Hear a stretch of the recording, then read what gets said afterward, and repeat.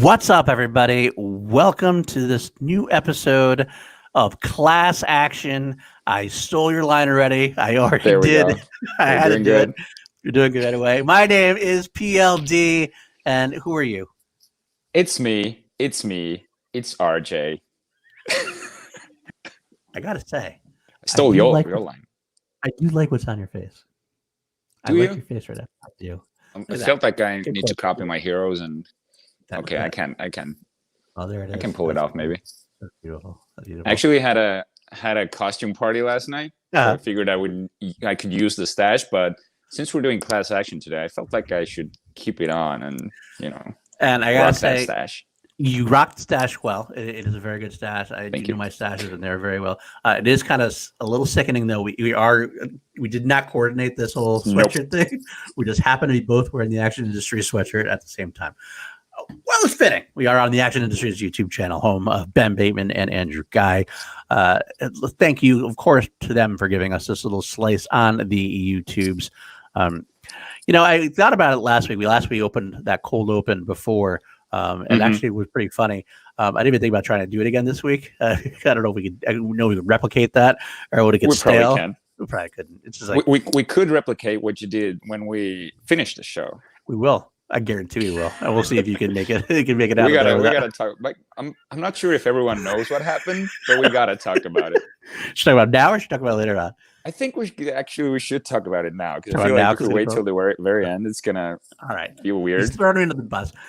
We opened a class action. This has all been obviously a law-based, for some reason, for a theme. I don't know. Yeah. Class action, I think the title came first, and then everything else has followed. So class action is a cool title. So we get law, we get snap judgment, we get the public defender, we got all these things were law-based and everything. And I always had the saying at the end. It was kind of our trademark before we go, and I'd say, court is adjourned. I came up with that one day, and I just randomly boom, we'll close it. That was our closing. It's very, very amazing stuff. I don't know how we're not big, huge stars with the amazing genius talent that we have. We are. Either way, for some reason, these past 2 times, I've kind of almost forgotten that closing line. And last week, I completely forgot it, and I went a different direction. Instead of saying court is adjourned, I started saying justice has been served.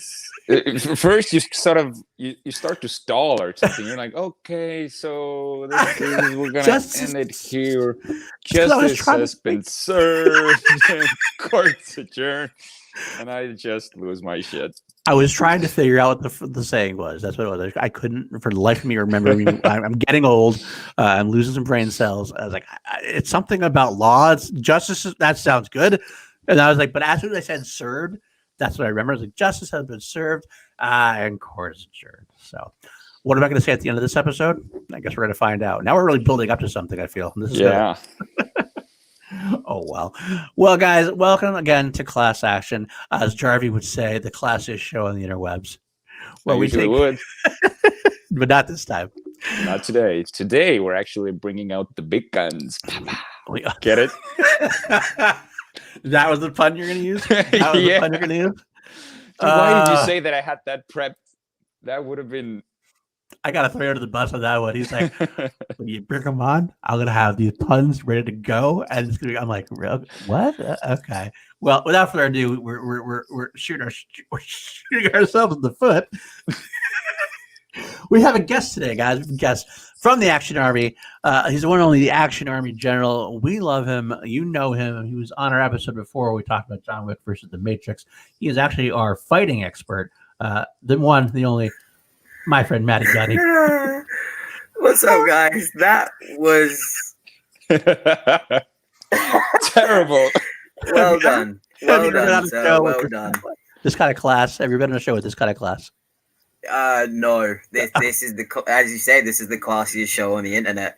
And I feel like I'm just bringing it down a little bit more, but I guess that's what we need for the kind of topics that we're talking about here. But bringing out the big guns. You actually got well a done, shirt on. You have gun on your shirt, so yeah. So this is a friend of mine, Brandon Gibson, who is MMA coach, and his nickname is Six Gun. So this is his. I don't know if he's still selling them, but Six Gun Striking. He's an amazing coach, probably the best striking coach in MMA. And yeah, Gunner, big guns. Well, I will action say, movies. Sounds good. I will say, I'm losing my earphone here. I will say we on class action. What we do, we take up to different options: option A, option B. Could be movies, could be franchises, could be actors.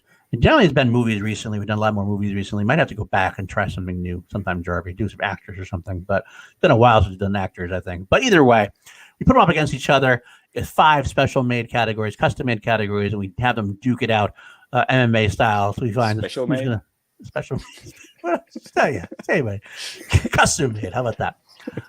And we find out who is going to win, who is the better, who comes out on top, and who's tapping out, as they would say. You like that? There we go. Sir. That was very good. Thank you. That's what I'm here for. But full of the fun today. I love it.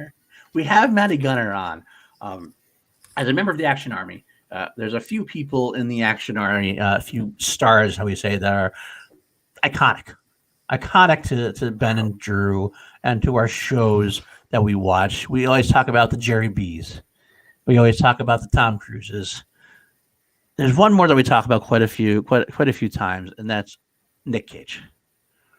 And Nick Cage, if you don't know, he has a movie coming out somewhat soon. It's called Jiu-Jitsu. Look at Matty's face. He just lights up. He knows what's coming. So I can't wait.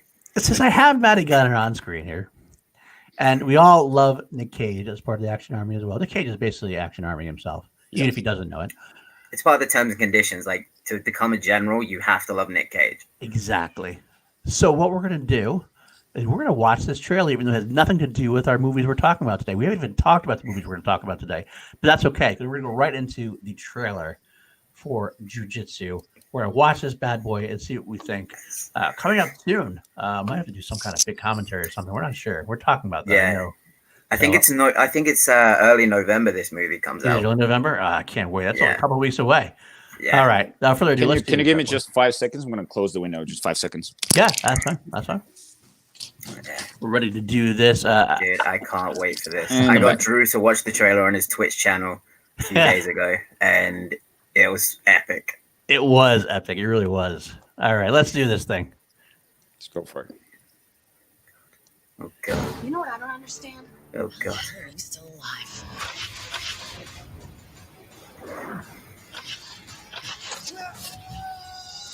Oh, God. Is this another trailer? Because comet you see in the sky right now. I haven't seen that one. Passes over the Earth every 6 years. Causes a point. When it's open,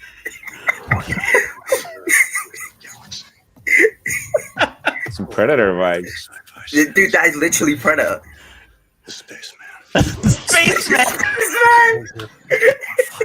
The spaceman. It goes on jiu-jitsu. Jiu-jitsu. Ninja. That is Alien Politics 5-15. Politics 5-15. Now you are all the chosen And then we'll jiu-jitsu see. fighters. Frank Grillo. Love the Frank man. Grillo. As you die bravely, no one else will have to. Tony. So good. It's a lot of whipping and whooshing. He's crazy, like me. Like me.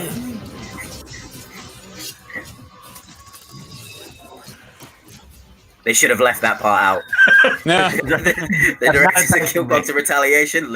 Shouldn't have mentioned that. That's not enticing me at all. There's no honor in killing crazy. Oh.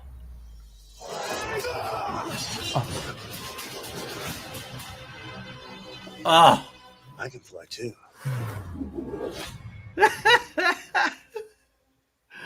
Oh my God. Oh, I can't wait for this. I did not see that trailer. I saw another one. Oh, really? there's another Yeah. one? There's I another didn't one. know that I'm one. sure. That's only what Guys, I I just have to tell you, right, from an expert analysis, there was not a single second of jiu-jitsu in that fucking trailer. There was not one single solitary second of jiu-jitsu in that fucking trailer. I can't wait. Nick Cage has his own version of jujitsu. When you say jujitsu, it's jujitsu. Yeah, I mean that's all you got to do is just say it's like I know kung fu. Yeah, For me, that's Nick Cage's version. I know jujitsu, but I'm not showing it to you. That's all. Yeah, Nick Cage looks like he's doing his own stunts too. So for sure, this could be definitely. This could be a fucking disaster. Great. There was a lot of close-ups during those sword fights at the end there. Like, I was like, I'm not going to show my feet moving. We're just going to get those up close, like the old Darth Vader Obi-Wan from episode 4, where we're not moving around a whole lot, kind of thing. Yeah, that's how that works. Because you're so old and rigid, like you just can't do it. But dude, I hope Tony Jaa and Frank Grillo face off, because Grillo to me in that looks like the bad guy. Yeah. Oh yeah. So I hope we see Grillo and Tony Jaa get down, because Tony Jaa is so underrated. Agreed. Definitely. I agree with that as well. I don't know, Jeremy, about you, but it seems like this might have to be a topic in the future. Maybe once it comes out. We haven't had many. This whole pandemic began. This class actually began. We were doing original, like the new movies came out. We would put them up against older movies and things like that. We haven't had any movies in a while, really, to work with. So this might be one we might have to. We should put it up against Kickboxer Retaliation. Oh That's right. God! Oh God! No! I watched that movie, and there was so many MMA fighters that they pulled in for it. George St. Pierre, Cain Velasquez, Fabricio Verdum. I was like, guys, is this what it's come to? Like, this is what your career has come to? You stop taking shots to the head and getting brain damage so you could do shitty movies. Okay. Hey, okay. More power to you, man. More power to you. All right. Well, let's move on with the rest of our show now. We are doing. Last week we covered. We wanted to originally do this as a trio. We were going to do Lethal Weapon 2 versus Die Hard 2 versus Beverly Hills Cop 2. We decided that we wanted to concentrate a little bit more on the films as a whole instead of spreading them out so thin. So we decided to make a mini tournament or whatnot. We put the 3 in a hat. We picked out Die Hard 2. We picked out Lethal Weapon 2. And those are the two that are going to face each other. We said the winner of that will go on to face the Beverly Hills Cop 2. Well, Lethal Weapon 2 won last week. It beat Die Hard. If I remember correctly, it was pretty soundly. It wasn't. I think it was 8-2 or something. 8-2, 7-3, something to that effect. Lethal Weapon 2 is a better movie than Die Hard 2 as a sequel. It's that surprised some people that I said that. I know some people were a little upset about that, but that's how the categories work. That's how it's surprised. We get surprised by the categories all the time. It makes a mockery of our own initial thoughts. But this week we're taking on the winner from last week, Lethal Weapon 2. There you go. Love that alternative poster. Unfortunately, I couldn't find an alternative poster for the other one, so we're left with the plain old Beverly Hills Cop 2 poster. Classic. Two classics. It's so iconic, though. It is very. It is, and the Letterman jacket and everything. It's two great directors. That's what it is. Unfortunately, talking about the directors of Die Hard 2 was like Rennie Harlan, who not that big of a deal. But you got Richard Donner versus Tony Scott in this one. So this is an interesting, definitely one to bring up to our attention. We have our 5 categories we're going to do. But before that, we do have a couple of games we like it to play. The first game we always like to play is my favorite game. What would Ed Harris play? Of course. Ed Harris, my boy. He makes every movie he's ever been in better. He makes a bad movie good. He makes a good movie great. He makes a great movie legendary. So makes TV shows so much more worth watching. Oh yeah, that's true. Westworld is much better with him than it was without him. I will say what we do with him, we replace somebody, we recast Ed Harris in a role, or if we want to, we can write a new role if we decide to be very creative, which we sometimes are. We've gotten very creative sometimes with this and run really well for us.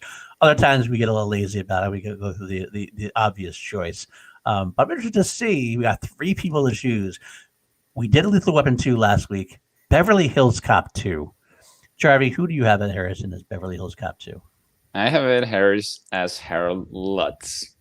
I just want to see him be the biggest douchebag in the movie, just yelling at Rosewood, and sort of get shot down at the very end. We haven't seen him really play these sleazeball kind of characters, and right? I think it would be so much fun to see him go out on it. I kind of like that. I kind of like to see what he would do with that. He would, because he definitely see him yell again. You got to yell at the guy and then get all. I like that though. All right, I can see that. Maddie, do you have one you've decided on? Jarvie just took mine. Did he really? I think it was Jarvie just took mine. Because, like you said, like, I think Ed Harris has it in him to play the ultimate guy that you just want to be like, dude, shut up. I do like that too. Oh, man. But, yeah, I got to agree. You gotta agree with that? I gotta agree with Jarvie. Like, I don't think I could come up with one on this pod that's much better, other than creating one for him. That's true. That's true. I actually did also not create one for him this week. I was going to recast. I'm going to try. I thought about Harold Lutz. I think I'm going to go the opposite direction. I want to see a more angry mayor. Okay. Mayor Ted Egan, Robert Ridgely. Instead, when Lutz starts getting his action at the end there, I think Ed Harris plays a very stately character, stately mayor role throughout the entire film until the end. And the end comes where he gets sick of Harold Lutz's shit, and he tears into him and fires him, gets really in depth in it. I think it'd be fucking funny as shit to watch going in. So that's where I got to go with it on that. Fun times at all. That's more believable, definitely, because I would believe him being that type of character way more than a sleazy police chief for sure. Yeah. He definitely he has that within him to be a stately kind of person, and he's done that in a bunch of movies. So he'd be kind of very stately, very politician. So he played John McCain in Game Change. That actually he's a presidential candidate in that movie. So that fits pretty well in that case. But I've not seen that movie. It was an HBO he movie. Played John McCain. He did. He played John McCain, wow. and I can't remember now who played Sarah Palin. Basically, it was a movie about Sarah Palin, to be honest, more than anything else. It was back then. I think he was a Golden Globe nominated for that one, I believe. Might have been one. Wow. Sure. So it was a good role for him. I almost want to find it and show you. I'm going to take show us the movie. No, not the whole movie. Just, you have to do like a class action watch along. That should be anything with that Harris. Would be a weird choice though. So you had Julianne Moore played. Oh, wow. Played Sarah Palin. Let's see. This picture up here. Yeah, there it is. Let me share this. Whoop. Screen. Out.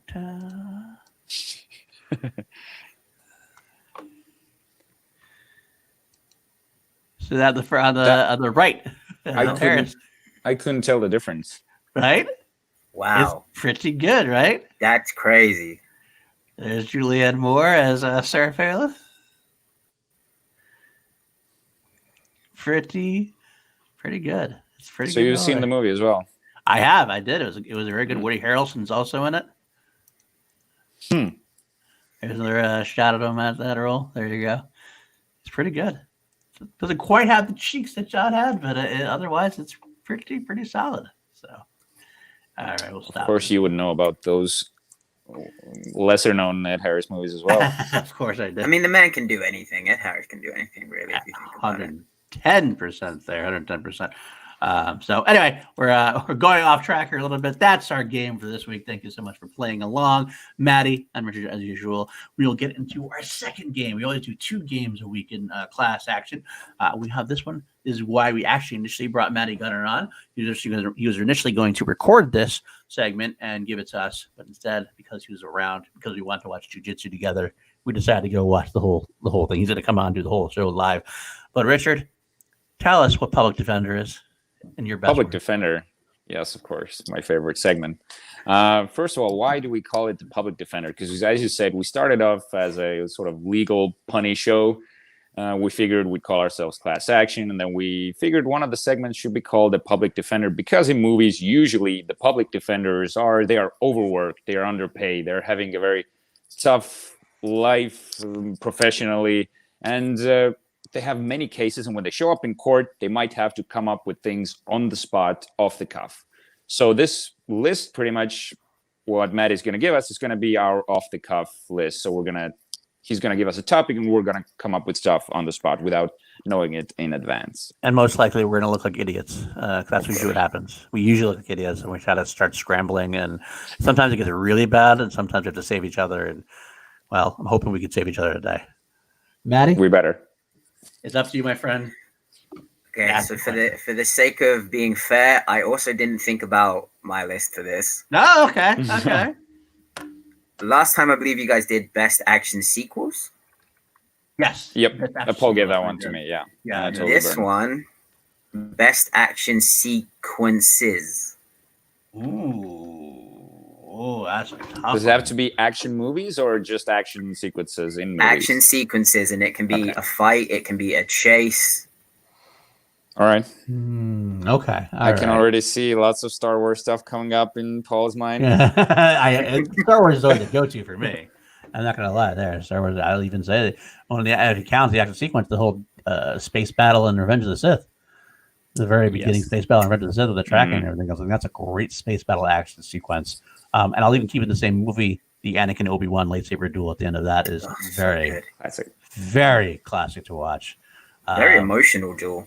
Yes, the whole time that we're very big stands of Revenge of the Sith on this channel. So, you got one for me, Jeremy? You got? So you're going with Revenge of the Sith?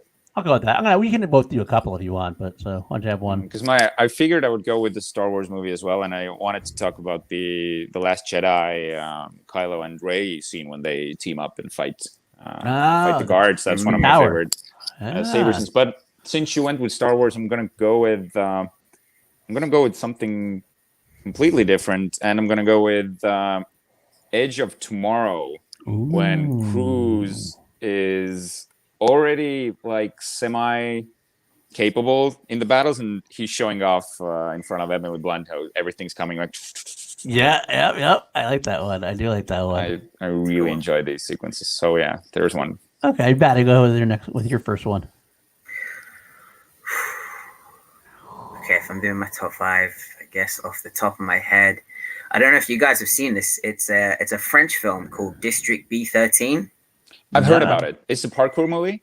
Yeah, it's the parkour movie. There's the opening chase is incredible. It's basically I can't remember the guy's name. I think it's David Bell, who's the guy who pretty much brought parkour into the mainstream. He's being chased through this like block of apartments, this block of flats in this rundown district in Paris. And he does things like there's one moment where he grabs a bar.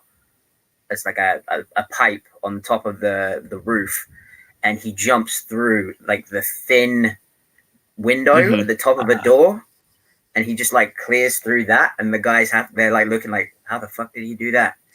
And then it just begins this whole parkour chase across the like the rooftops of Paris, and it's just so much fun. Oh, that's a good one. I've heard about this movie, and I think I've seen the trailer, and it looks pretty cool.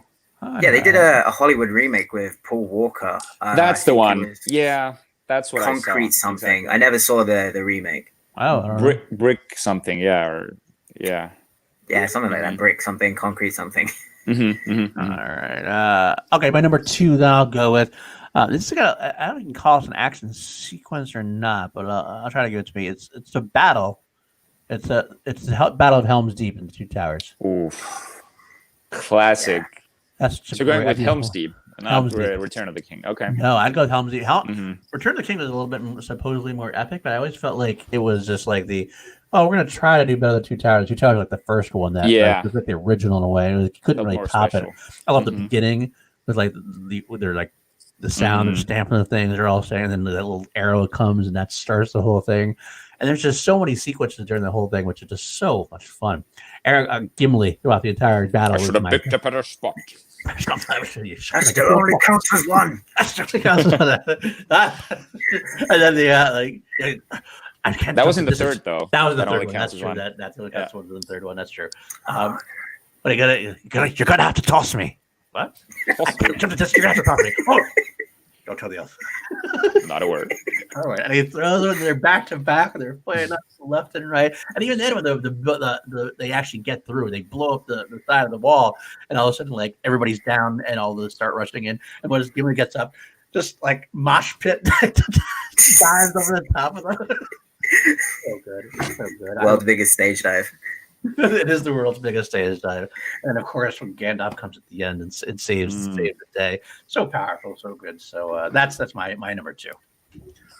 All right, I'm gonna piggyback off of Maddie a little bit when he mentioned parkour, and I'm gonna go with the opening chase sequence in Casino Royale when James Bond doing some parkour himself.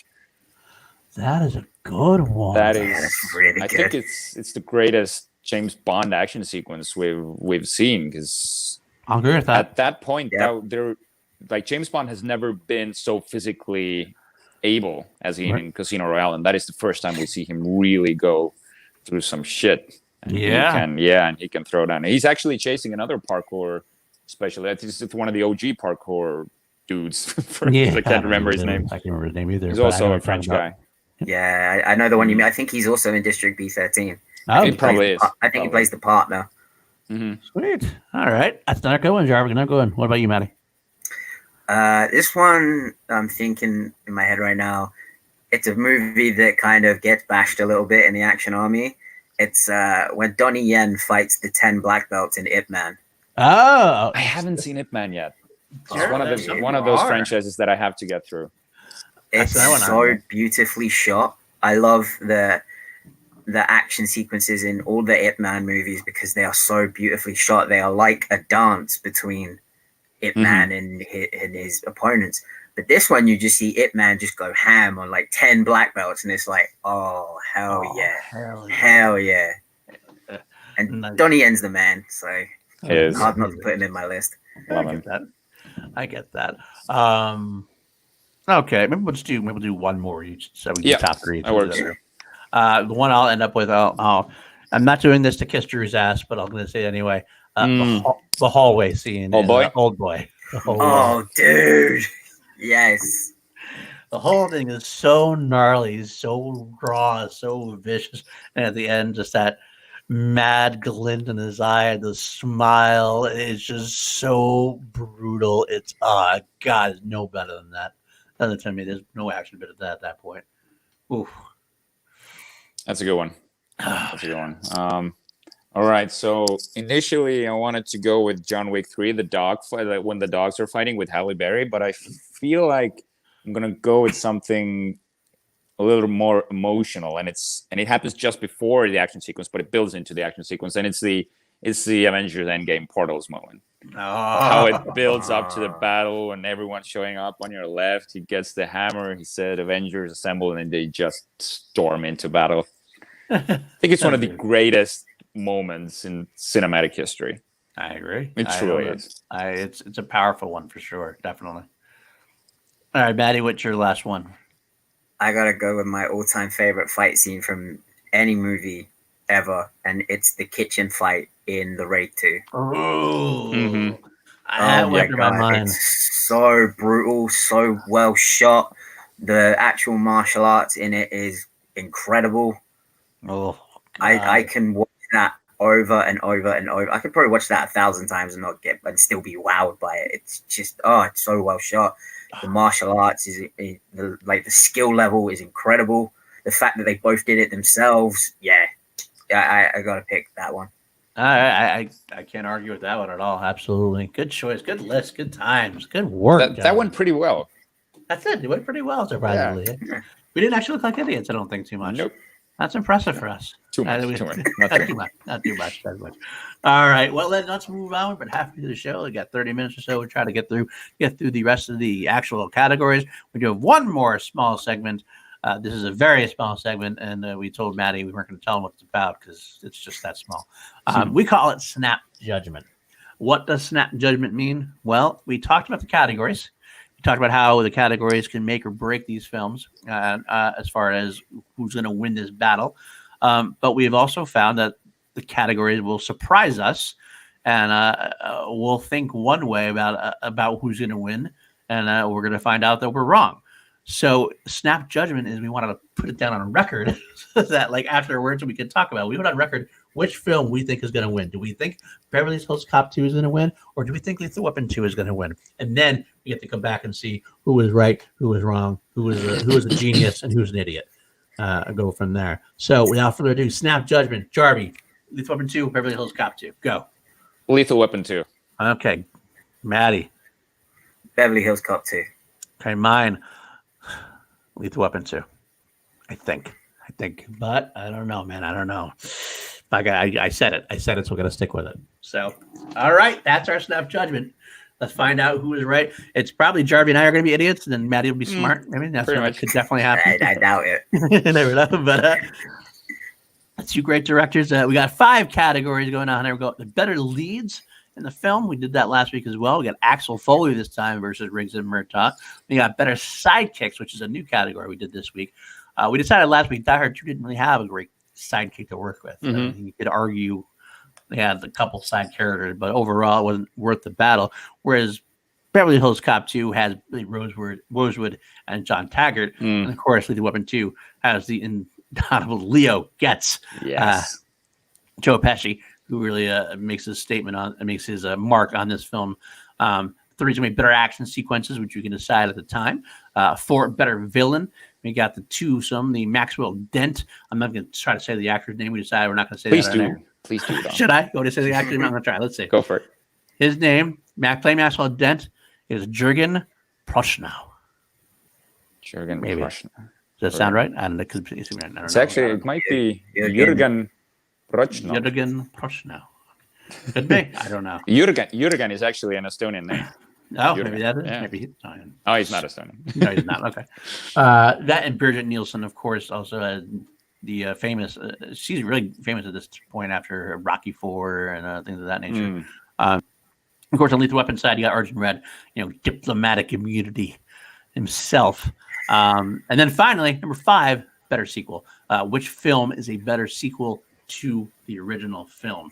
It's kind of a confusing concept that Jarvie had a hard time trying to rationalize it. Because if you say better sequel, isn't that just a better film? No, it's which film serves the original better as a sequel. So without further ado, we'll get right into category number 1. I forgot to get ready to my little scoreboard so we can know who's winning at the end. So let me do that really quick. I can take the lead if go ahead. You take the lead. I got it right here. I'll take the lead with better leads. Better leads. So we got Axel Foley versus Riggs and Murtaugh. Now, all of them feel like they're most famous for these respective roles, and it does feel like if I had to snap judgment this category, I would say that I would go towards Riggs and Murtaugh because they feel more flawed and emotional characters. But Axel Foley is written as more of a comedic character, and he relies on his jokes and gimmicks. Riggs and Murtaugh feel more real that way. But it's going to sound weird, but I'm actually going to give this to Axel Foley because I think this is where their most famous role comes into play. Now, when I think of Eddie Murphy, I immediately think of Beverly Hills Cop. That is the first role that comes to mind. When I think about Mel Gibson, the first role that comes to mind is Braveheart. But I do like that Riggs and Murtaugh are more nuanced characters. But I'm gonna base this on more of its iconicity. Do we decide iconicness? Iconic. What the word is? Iconicness sounds good to me. Iconicness. We tried saying iconicity before we looked it up, and it actually means Iconicence. Iconicence. But yeah, this is where I'm actually going against my own feeling in that sense that I would give it to Riggs and Murtaugh, but actually it feels like Axel Foley is the way to go here because Eddie Murphy is so synonymous with the role. Very interesting. Okay, that's interesting. I'm thinking if you went back, didn't you give it to Riggs and Murtaugh or John McClane? I gave it to Riggs and Murtaugh last time. Yeah, it's kind of because in a similar sequence, it's almost like I was having versus Axel Foley being almost more iconic than John McClane in a way. Then I don't know why. Yeah, this is. I think this might be an inner feeling that I can't explain at the moment, but. Okay. Yeah, maybe it's because Bruce Willis as John McClane has, the last movie kind of, and also his career has sort of, I don't want to say spiraled, but it has tanked, and that sort of leaves like a bitter taste in your mouth. As in Eddie Murphy, it just feels like he's stepped away and is now making his comeback. I think he's actually coming back for Beverly Hills Cop 4. I think there was a rumor about that. That is, he is definitely making it. That's next. I think once COVID goes down, he's doing the Beverly Hills Cop 2 after he finishes Coming to America, which is coming out soonish. I think now Coming to America. All right, Maddie, I'll let you go next. What do you think, Axel Foley or Riggs and Murtaugh? So this is so tough. Again, you do think if like you close your eyes and you tell someone, think of Eddie Murphy. Axel Foley is so iconic. He's charming, he's clever, and I feel like it's Eddie Murphy allowing himself to portray like his whole palette of characters, like pulling from many different influences and characters. However, you look at Riggs and really we all relate to him. Like you want to be that guy. He's a cool guy. Right. He came up from a dark place. And now he's spontaneous. He never learns from his mistakes. And it's like, oh, there you go. Yeah, he's completely crazy. Yeah, he's a psycho. But and Murtaugh, he's straight, he's by the book, he's a family man. And we all have that friend that can convince us to do something stupid, like Riggs. He's everything you want in a partner because he goes with it. Whether it's reluctantly or not, like he will follow Riggs. Right. So, in terms of better leads, unless he jumps out a window with Leo Getz, because that's actually famous. Like, why'd you follow me? Because he jumped out. Yeah. I think I got to go with Riggs and Murtaugh. Okay. Okay. Fair point. Yeah, it feels. And you said that he would be the better partner to have. If you think about like Axel Foley, he can bullshit his way out of any situation, but he might do it in like. It might cost you because what he does to Rosewood and Taggart, he just leaves them at the house and the people show up and they're like, what are you doing here? Axel's just fine. I'm just fucking off now. And I feel like he could bullshit you into a situation as well. That's very true. Okay, so for me, I guess I have similar. You both. I'm basically echoing a lot of what you guys had said. Beverly Hills Cop. This is Eddie Murphy at his peak. This is his swagger. I mean, he did do the family thing later on. Did do the nutty professor and things like that. But this was him and his like cockiest, his biggest swagger off Saturday Night Live. This was a great role. Such an iconic character for him. You can't help but be drawn to him every time he's on screen. You wonder what he's going to say next. He's dangerous. He's cocky. Same time, though, that kind of sums up Riggs in a way, too, though. And then with Riggs, you do get the second character of having both emotional trauma, like actual real grounded emotional trauma from him to back it up. And you have the calmness of Murtaugh to bring him back to Earth in a way. You get the best of both worlds in a way. It's almost unfortunate and unfair to do because you do have the two characters versus the one. But I think I do lean still towards Lethal Weapon 2, whether it's fair or not. Although it's very much by a slight edge because Axel Foley is phenomenal. I can't wait to see him come back in Beverly Hills Cop 4. I want to see if Eddie Murphy of old can regain that swagger, so to speak. But yeah, I'm gonna have to give it to Lethal Weapon 2 for that. So, okay, moving on to better sidekicks. Okay. I think you can tell the way. I think we got Jeremy and I got both like almost decided already. I feel it away, but I'll lead on this one. Sure. Leo Getz is phenomenal. He's hilarious. He's entertaining. He's Joe Pesci on crack pretty much the whole time. He's a high-speed talker. He's smart as hell. He's so close to being annoying as well, but he isn't. But not quite there. He's annoying as to Riggs and Murtaugh. But that's part of what makes it so funny. You want him on the screen. You want him on the screen more. You root for the guy, even though he's a scumbag. But he's got these best. Fuck you at the drive-thru. Fuck you. Fuck you at the drive-thru. That's not good. And he goes on and on, tells all these stories. He gets so involved. Okay. So many iconic things, and he's not even. It's almost funny to call him a sidekick because he's not really involved in the action too much, but he does get there because they have to drag him along to these places. And he's the he brings down the building, though, doesn't he? Yes, he helps with that. Yeah, at that point. So he's an unlikely sidekick. I'll say he's an unlikely sidekick because he shouldn't be there, and yet at the end of the film, I almost wonder, like, did they really? Was he written to be as part of the franchise at that point, or just like we just got to bring him back? I don't care how. That's how much it was. But on the other side, you do have Billy Rosewood and John Taggart. This is probably my favorite Judge Reinhold role. He's in a lot of things. He's not really famous for most of them. There's something about his character in this that makes me. It's a subtle humor about him. He why gentle. does he? It's a gentle thing, but why does he He listens to Axel and lets Axel do pretty much anything he wants, even though he kind of gives these oh wait, you shouldn't. Axel, all right. And then you got John Taggart, who's the more gruff, crotchety old man, kind of not quite old, but they make a great duo together, kind of like Reese and Murtaugh in a way. And they're more solidly based in the Beverly Hills Cop franchise as far as that goes. They're legitimately part of it from the get go, from 1, 2, 3. So you need them, although I think John Taggart's actually not in the third one for various reasons. But that's not the journey that we're just talking about too right now. I do think Billy Rosewood and John Taggart actually some of my very favorite parts of Beverly Hills Cop 2.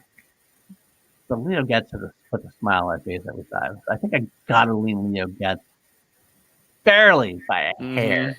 It's tough. I know how you feel. All right, go ahead. What do you have to say about it, Trevor? This is so tough for me. It feels like I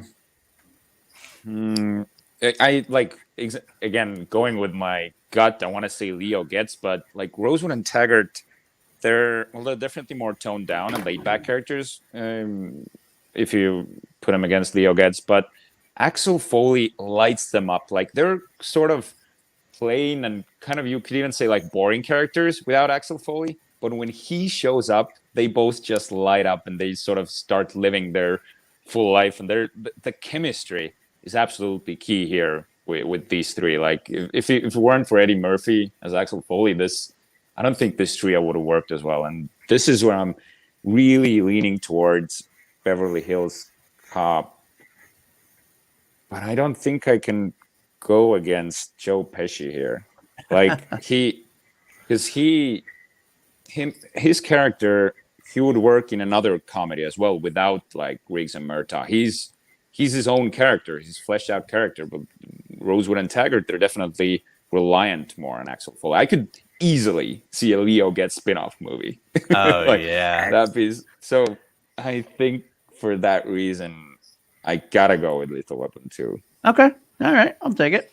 Maddie, what about you? This is it. This is an easy one for me, and Javi just said it best.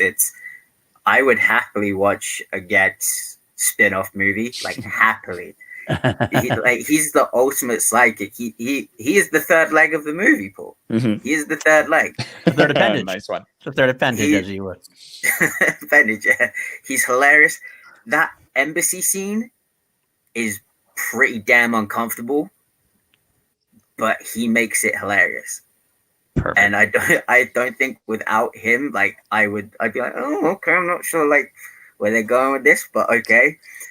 And he just does not stop talking, ever. Pesci is. I love Joe Pesci. Pesci's brilliant as it gets, and I feel like Rosewood.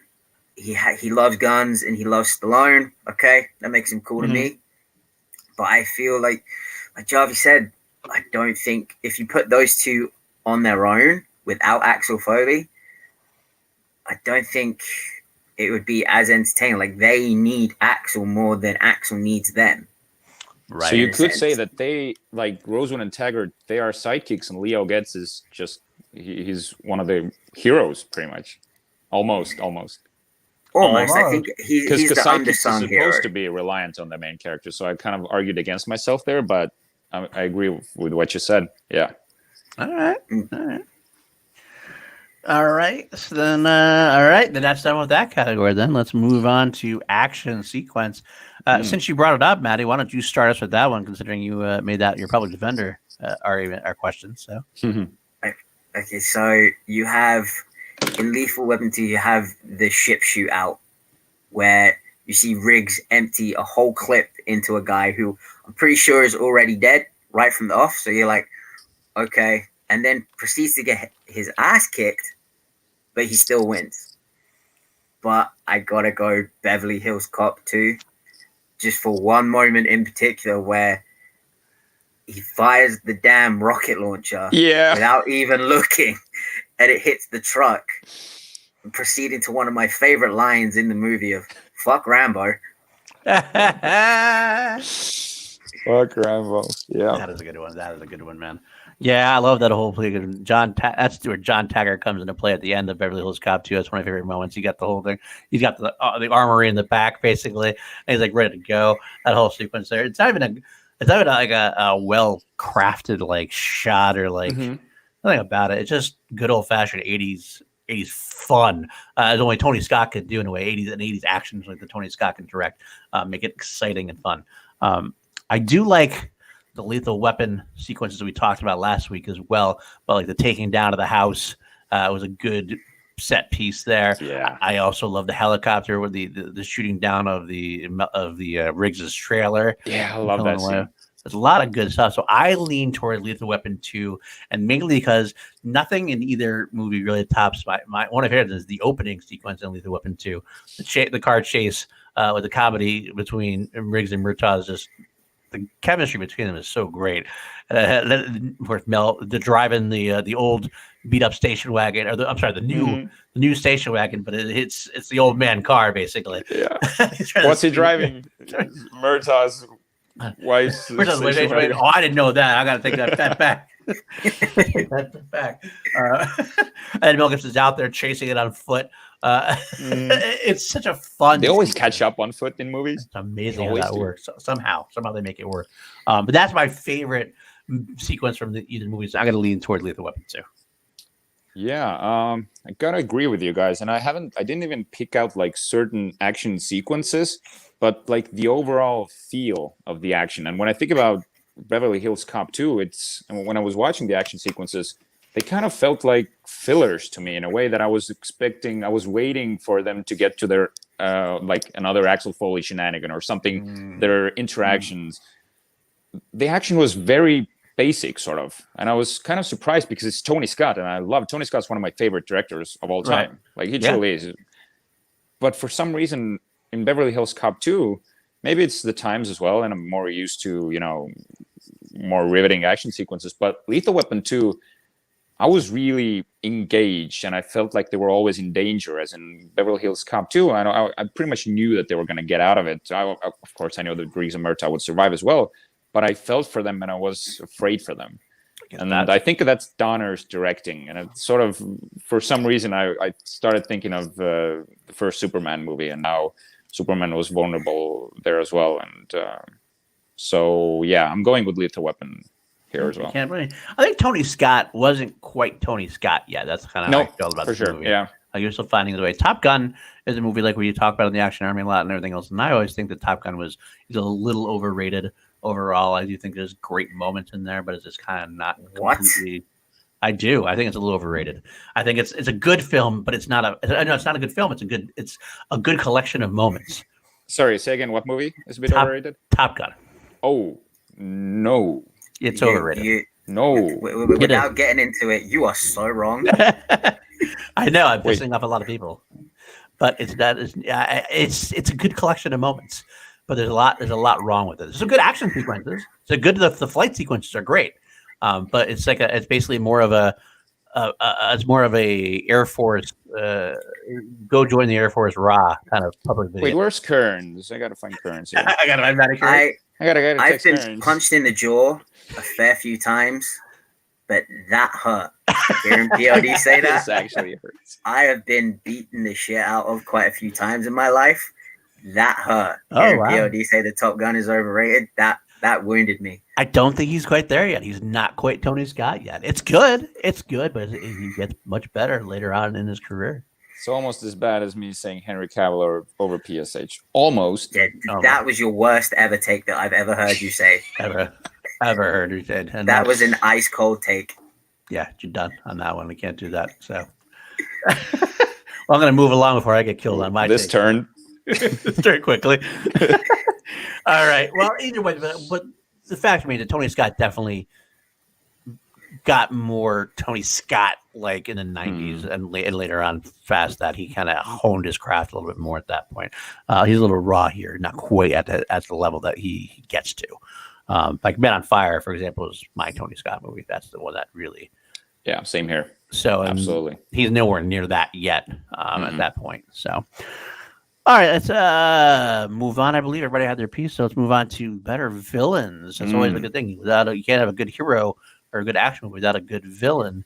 I can take this one if you want to. Go ahead, start. That's fine. Yeah, so I'm already kind of changing this category and not saying the villain, but I feel like this category is all about the first lieutenants.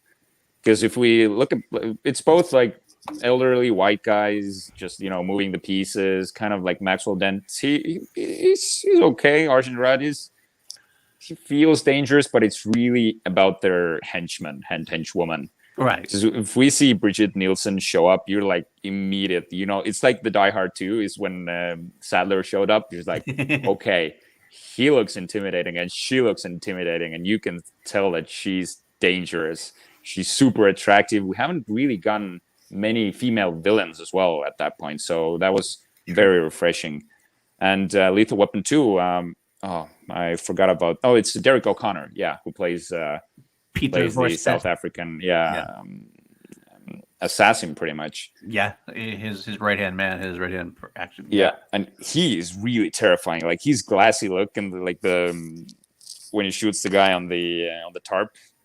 yeah, that's a good scene. But I think I got to go with Bridget Nielsen here because she's refreshing, she's intimidating, she's the whole package that you want in a henchwoman. All right, Maddie, what do you got to say? If we're talking first lieutenants, then absolutely Bridget Nielsen. There's something about that woman, especially. Like it looks like she can look through into your very soul and expose the weakest part of you. If we're talking villains overall, I gotta go with Arjun Rudd because he's just such a prick. It's like he knows he can't be touched, and we've all had that teacher, boss, like especially politician that you just want to make shit their own teeth. But dude, Bridget Nielsen, there's just something about her in this that just creeps me out, but makes me uncomfortable. Yeah. She's unsettling. Yeah. When she attempts to assassinate the captain there and shoots him on the side of the road on the thing, it's just cold blooded and so it's harsh. So I'm sorry about it. Interrupt you. You're going Beverly Hills Cop 2 on that one, correct? With Bridget Nielsen. Yeah, I'll go Beverly Hills Cop. Okay. I will also. I think I got to go that way too. I will say Arjun Rudd is leaps and bounds better than Maxwell Dent. That's kind of just a focus point. But Bridget Nielsen is also much better. I think she's much better than the assassin from Lethal Weapon. Peter once said, and he's good, but it's just not the same. So it basically comes down to Arjun Rudd versus Bridget Nielsen. Arjun Rudd is someone who's got a very punchable face. It's because he says all the time because it's always a diplomatic immunity. Love it. And I said it last week. I'll say it again. I'll say it again. I said it last week. That's one of my favorite lines on Danny Glover. It's the cheesiest line in the world. Diplomatic immunity. It's been revoked. It's so cheesy, but so awesome. It's so good. Every action movie needs that one line. Yeah, right. Absolutely. Exactly. But at the end of the day, I'm more intrigued by seeing Bridget Nielsen, what she's going to do. She makes me want to watch more and see what the heck is this girl going to do and how she's going to kick somebody's ass and how she's awesome. So I got to go Beverly Hills Cop 2 as well. So we're down to one category. Now we're kind of breezing through these in a way. I kind of like it. That's not that bad. Better sequel. Which film serves as a better sequel to their first original film? Lethal Weapon 2 to Lethal Weapon and Beverly Hills Cop 2 to the original Beverly Hills Cop. What do you think? You went and Jarvis already took it. I'll take this first one then, since I last time. Since I was the one who explained the concept. I loved the fact that Lethal Weapon 2 really developed the characters. I said this last week when I said it beat Die Hard 2, because Die Hard 2 is more of a clone of Die Hard 1, for example. Lethal Weapon 2 actually takes these characters on a journey. It not only helps their relationship, not only their individual characters, you get Murtaugh's family life. You tie back in the character of Mel Gibson's Riggs losing his wife and then losing his girlfriend to the characters who you find out later on are the ones who killed his wife in the first place. There's a lot of a lot of depth in the Lethal Weapon franchise continuity because of it feels like the journey continues. Mm-hmm. I feel like I'm still with these same characters. They're just a little bit different from having gone through what they went through. Not different just because, like, and a total random. This might be totally weird. I just watched Major League and then watched Major League 2, and like the characters, like sometimes Major League 2 are different, but just because they need to be, because that's what the script says, and like they just need to be different for various reasons to make sure the story fits. In Lethal Weapon 2, it feels like a journey was made. It feels like these are the same characters I met, and it's just a certain amount of time later after having the experiences that they had. Turn that around, you got Beverly Hills Cop 2. Beverly Hills Cop 2 is like the Bad Boys 2 to Bad Boys. Mm-hmm. It's like, it's not, Beverly Hills Cop is more of a serious, grittier role. Beverly Hills Cop 2 is far more cartoonish.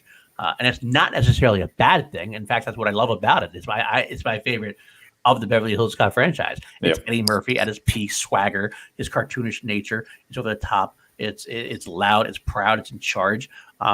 But in that way, it makes it kind of a different movie and a little less of a sequel in a way. I got to lean toward Lethal Weapon 2, and it makes it a better cohesive story. Beverly Hills Cop and Beverly Hills Cop 2 seem like they're in the same universe, but maybe a little disjointed comparatively. I don't, Gunner, Maddie, you want to go, or Jari? Yeah, I completely agree. I think Lethal Weapon 2 feels like the next chapter of the story. I feel we definitely there's a sense of familiarity to it, especially with the characters.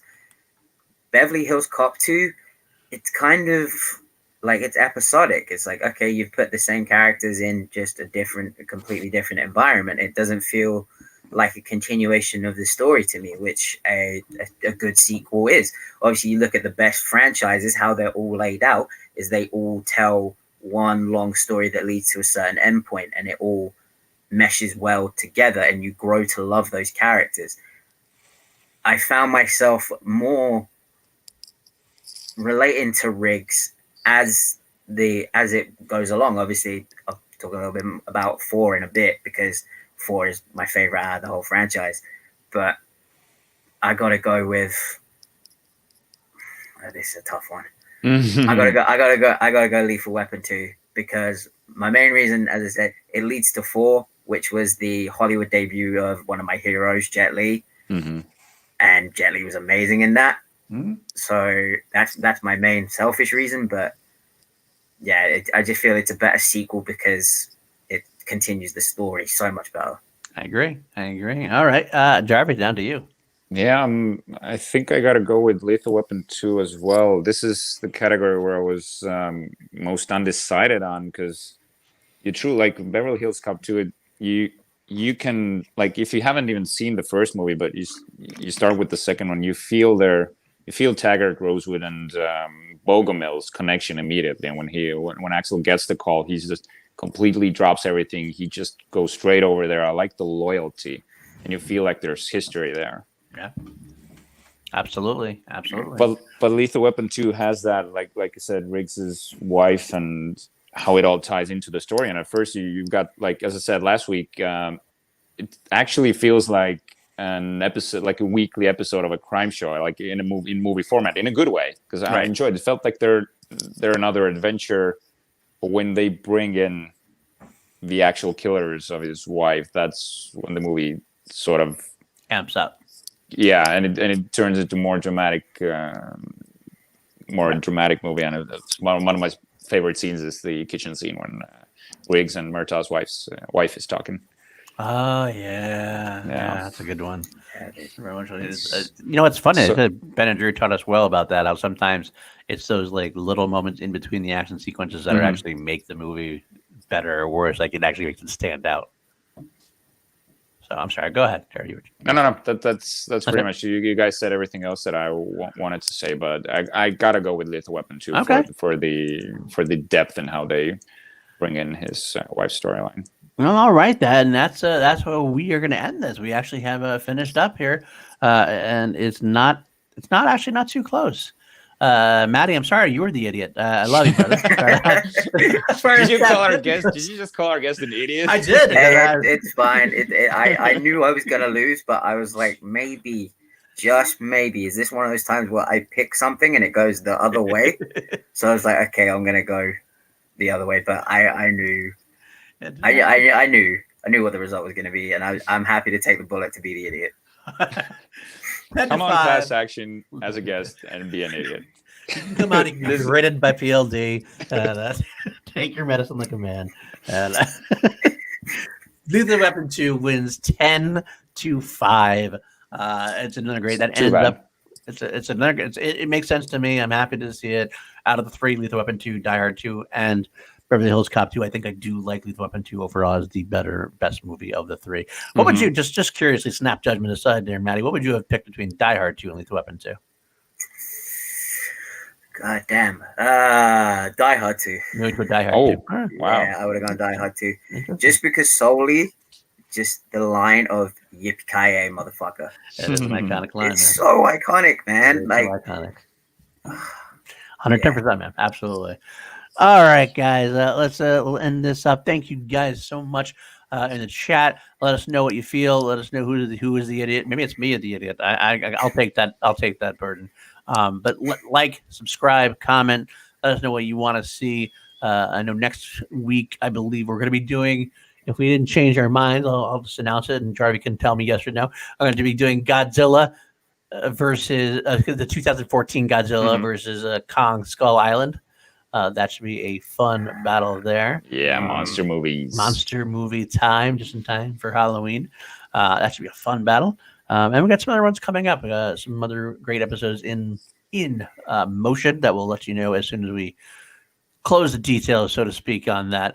Otherwise, Matty, where can the folks find you? So you can find me on Twitter at Matty Gunner, Instagram Matty_Gunner. You can also find me Wednesdays and Sundays on the Outcasts and Underdogs MMA show, where we break down the week's cards, boxing, MMA, kickboxing, all kind of combat sports. And you can also find me kicking ass in the general debate. So over on this very channel, which a lot of people seem to be calling out my name with my name in their mouth. So all I have to say to that is maybe don't come off of a loss, and then we can talk. Wow. Put some respect on his name. Just be careful what you wish for. Matty Gunner can come out firing. We'll have to say, man. We'll have to say. Does another pun? Come out firing. Jarvie, counting the puns. I should have a pun counter. All right, Jarvie, where can the folks find you? You can find me here on Class Action with Paul Denuzio. You can find me on Instagram at Richard Eric with a K Jarvie, and on Facebook as well. For Estonian viewers, you can find me on a movie show called The Film Guru. It's actually Filmi Guru on Instagram, and these episodes are on the web. That's pretty much it. Yep. All right. Me at Paul_Denuzio on Twitter. You can find me on Class Action. You can find me on Action Industries, producing for Ben and Drew. You can find me on Call to Action, the movie trivia Schmodown podcast, where I do Chilled Action as the weekly interview show.